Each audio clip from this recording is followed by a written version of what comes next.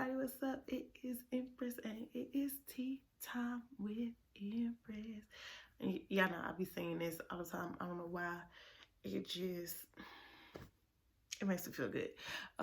So today we are going to talk about the new Jingle Jangle Christmas Journey movie that's on Netflix. Awesome movie. I recommend it for everybody. And let's go ahead and get started. So it would not be me if I didn't light my candle. Remember, this is the candle that my sister got me. So I'm gonna go ahead and light this without burning myself. Yeah, funny story. I used to not know how to use these, okay?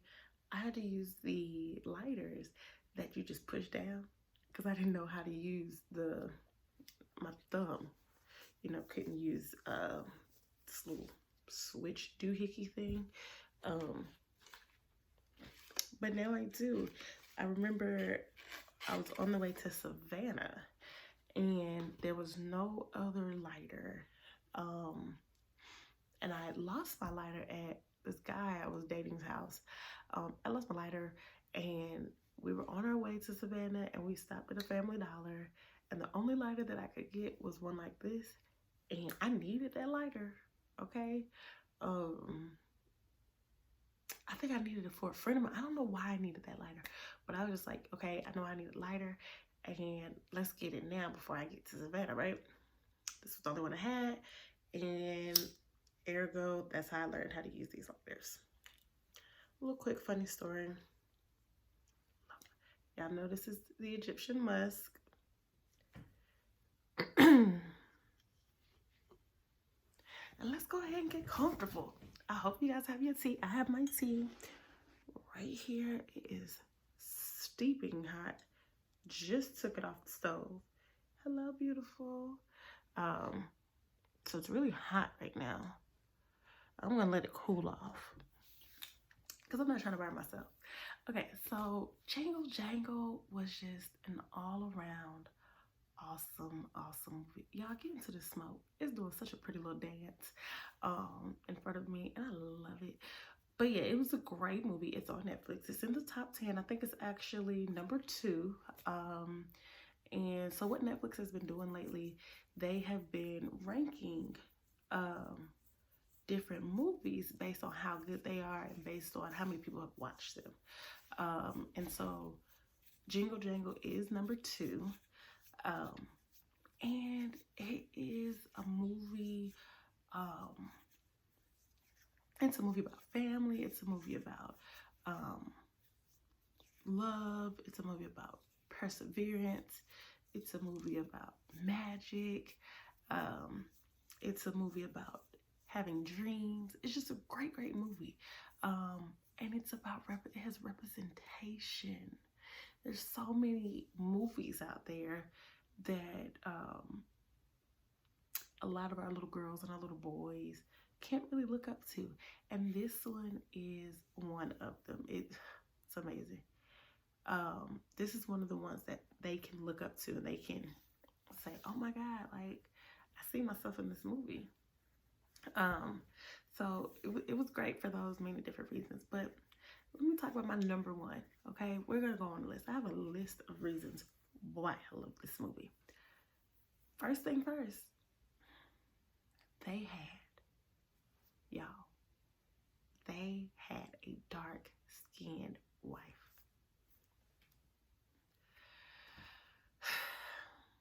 Let me tell you why that meant so much to me. So as a little girl, you know, back when I was growing up, dark skin wasn't cool. Dark skin wasn't beautiful. And a lot of people did not see our beauty. And so, you know, because they didn't see our beauty, we were never one of the women who were picked to be married or to be dated or whatever it is. And even now that it is becoming more I don't want to say popular, because our skin tone is not popular. It's becoming more, it's more of a view of beauty now. You know, we're still seeing that in shows and in movies, they're still casting the wives as our lighter skin counterparts, which, you know, there's nothing against our light-skinned, beautiful Black women. Nothing against them at all. Not taking away from their beauty at all. The thing is, it's just, for a dark-skinned girl, we've never seen that. Or we don't, I don't want to say we've never seen it, but we don't always see it. And to actually see it in a movie was awesome. You know, it made me feel good. It warmed my heart to see, oh, there's a beautiful Black queen with natural hair as the love interest, or the wife. It was great. And not only was she the wife, but she was smart. She was dedicated to her family and her husband. She was more than just some money hungry gold digger wife. Okay, she actually stood for something, and that meant a lot. It meant a lot to see that. And then for them to have a beautiful brown baby girl with beautiful natural hair, who was smart. They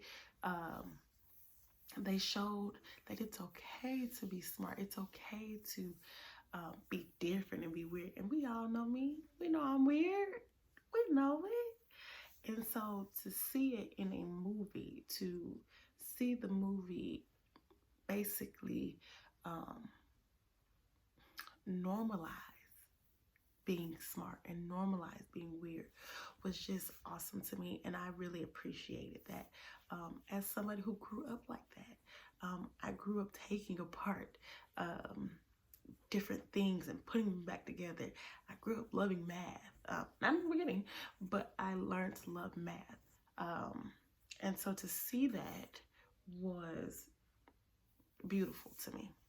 It was absolutely beautiful. So, you know, it was just lovely to see.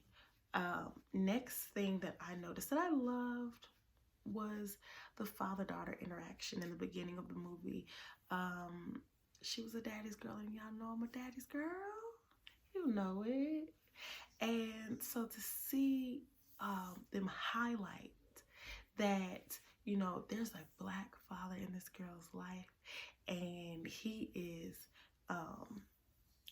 pushing for her weirdness. She's trying to mirror her father, and he's accepting of it, and he's loving on her. And, you know, it was just great to see, which segues into my next point.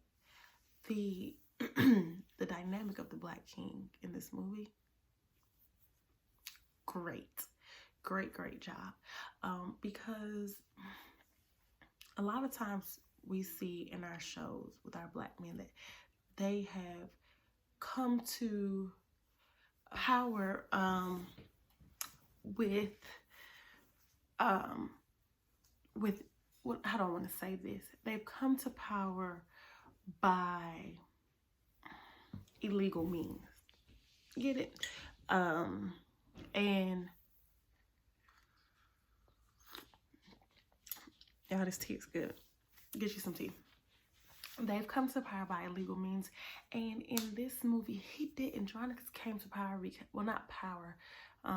He got his wealth from running a business, a legit business, a business where he was giving back to the community, where, you know, it was a family business with his wife and child, and he had an apprentice under him. So he, you know, he got his money and he ran his business legitimately. And it was good to see. It was good to see that, you know, a Black man can aspire to having his own business and making money And it doesn't have to be that quick way to make money. It doesn't have um, it doesn't have to be something illegal in order to make money and support your family. And I enjoyed seeing that. Now, you know, he did run into some issues. Um, he did run into some issues, but that's just because the people that he had around him, you know, um, and but that's not to say that when you have a dream, you know, you're gonna get set back. There's gonna be things that are going to knock you off of your path. Okay, and in the movie, you know, it highlighted how it highlighted a couple of different points. It highlighted that, you know, Black men don't always know how to communicate their feelings. So, spoiler alert, in the movie,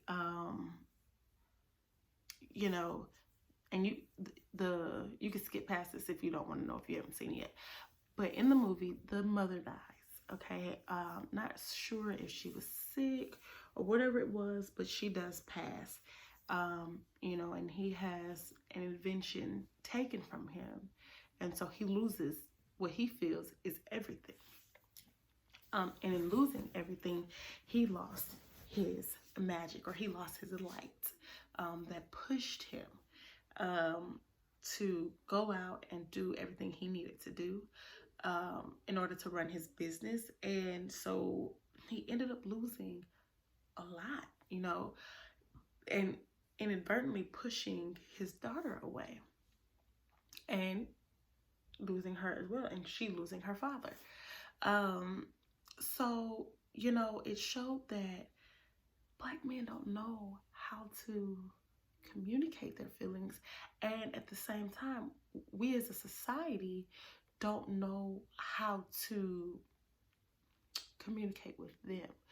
We try to go at them the way we think, you know, they should talk, or we think they should communicate, and it's not their way. And in the movie, you know, the little girl understandably got so hurt and she just left. She thought that he didn't want her, when in reality he did. He just didn't know how to communicate that. He didn't know how to communicate his hurt. And so, you know, it just shows that with our men, we have to be a little bit more understanding of them, because they communicate in a different way than we normally would communicate, you know? And that was a good little point there. It was good to show that men have feelings too, because we think that men don't have feelings. We think that Black men are super strong, masculine, whatever. They don't have feelings, but they do. They definitely do have feelings, and they hurt. And so this movie showed that, you know, men hurt. And it was good to see that. It was good to see that men actually have feelings, you know? So I really enjoyed that. I also enjoyed the singing of the movie. It's a musical. And I enjoyed the singing because it wasn't a lot. It wasn't like they were every other 10 minutes there was a new song. No. But they did throw a couple of songs in there, and the songs were great. I loved the songs. It was a great soundtrack, great musical selection. They had, I believe they said, 3 gentlemen who wrote the music, or were doing the music, wrote the songs. And I think one of them was John Legend, if I'm not mistaken. But the music was great. The music was absolutely phenomenal. The singers that they had were great. And I didn't even know that Forrest Whitaker could sing. When did that happen? Let's get into that. But he has a very nice voice. So the musical selection was great. Another thing that I enjoyed was seeing how everything comes full circle. So, you know, I mentioned earlier that his daughter left. Well, his daughter left and had herself a daughter. And her daughter was named Journey. So that's, you know, it's a Jingle Jangle, a Christmas journey. And so it is based around Christmas. But her daughter Journey, which is Forrest Whitaker, or Jeronica's granddaughter, um, was just like him, was a inventor and wanted to be just like her grandfather. And so she did everything she could to meet him. And then when she met him, she wanted him to know his worth and know that he was great.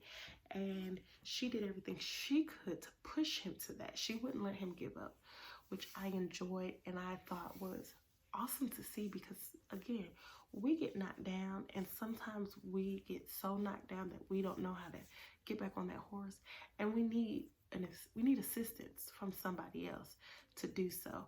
And they showed that, and that assistance was from a child, because in the movie, most of his inventions and everything worked through magic, and it worked through believing, and how if you believe, it would work out. And so, you know, he lost that, but she brought it back to him. She brought that faith back to him to know that he is great, and that and it was great to see that sometimes you need that extra push to get you back on that horse. And she did in the end, and it was amazing to see. It was amazing to see that, and to see that him and his daughter come back together with the glue, which I thought was great to see.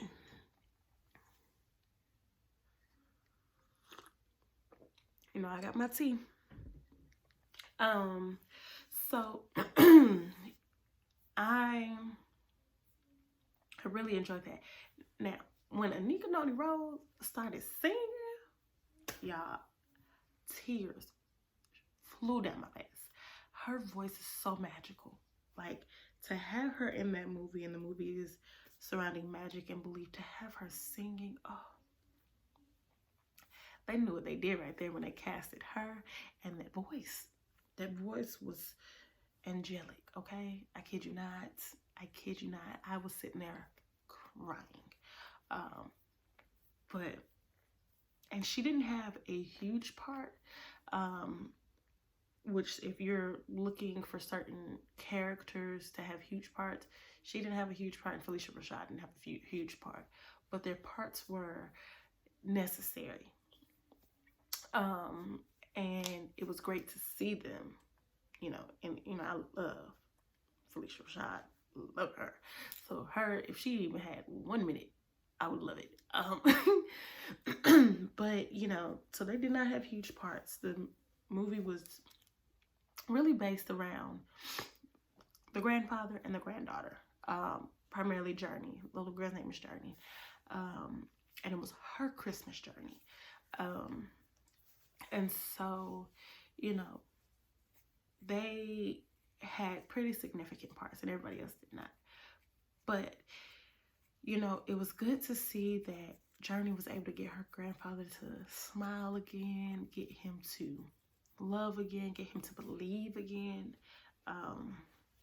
And in the end, you know, that the young man who was Veronica's apprentice, who ended up stealing his invention and going on to become a top toy seller, in the end, you know, he hit rock bottom, because he came to his fame and power by stealing, by doing illegal stuff. You know, it wasn't the right way. And so when it all came to a head, you know, it showed that, hey, you know, you would have just been patient, if you would have just waited and stuck to your own path, then, you know, you would have had everything. But you decided to lie, steal, and deceive. And now, you know, it may have been 30 years later, but it came back to bite you in the tail. And it was nice to see that Veronica still, no matter what, even though he was, his stuff was stolen from him, the guy who stole it Veronica still loved him and still said, hey, this was for you. I would have given you everything if you would have just been patient. And it shows that we don't have to steal, we don't have to lie, we don't have to deceive in order to get our greatness, because what's for us is for us. And so it was really nice to see that and for them to show that. And I appreciated that. And I just appreciated the movie overall. I appreciate, you know, how the writers and the directors and the producers pulled this together. They pulled the cast together. Oh, the cast was great. And the little girl, oh, who played Journey, amazing actor. She did an amazing job. She showed little black girls that it's okay to be weird. And she's a little brown girl. She's a cute little brown girl, and they had such pretty natural hair. And she just showed that it was okay to love math. It's okay to love magic. It's okay to be different. It's okay to believe in the impossible, or what people deem impossible, because it is all possible. And so I enjoyed seeing that, and I enjoyed that. And you know, I really appreciate the writers. I salute the writers. I salute everybody who was on this team. I salute Netflix for picking up the movie, because we needed this movie. It's a powerful movie, and I think everybody should go watch it. It came out on November 13th, I believe, and we watched it a couple of days ago. But I believe that this is a movie that everybody needs to see. Everybody needs to watch with their families, especially if you have young kids who are quote unquote weird, or little girls, because it's just a great family dynamic movie. It's great for representation. It's great for showcasing the struggle and how you overcome that struggle. And it is so many great things about this movie that I wholeheartedly suggest that everybody go watch it. I wholeheartedly suggest you go watch it. Make this movie number one. It's number 2 right now. Make it number 1. Make it number 1. And this is now one of my favorite movies. I will say this. This is now one of my favorite movies. I love the magic. I love the singing. I love the family aspect. I just overall loved this movie. And what's even better, my kids did. My son was so engaged in the movie, asking questions, talking about it. At the end, we talked about it. So I would suggest you guys do that too. After you watch certain things with your kids, talk about it with them. Talk about it and say, you know, what did you think? How did you think about this? You know, what did you think was going to happen? But yeah, this is a movie that's a must-watch movie. And shout out to Netflix again.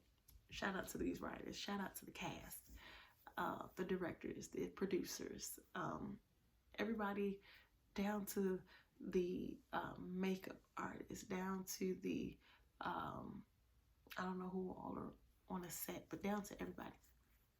Shout out to everybody who had a hand in this movie, because you guys need a pat on the back. Applaud yourselves, okay? Applaud yourselves. I loved it. But I'm gonna wrap up with you guys, because I gave you all my points of why I like the movie. You go watch it, and then in the comments chat with me about what you liked about it, maybe what you didn't like about it. And I'll see you guys later. Like this video. If you want to see more content, subscribe. And we will be back with Tea Time with Empress next time. See you guys later.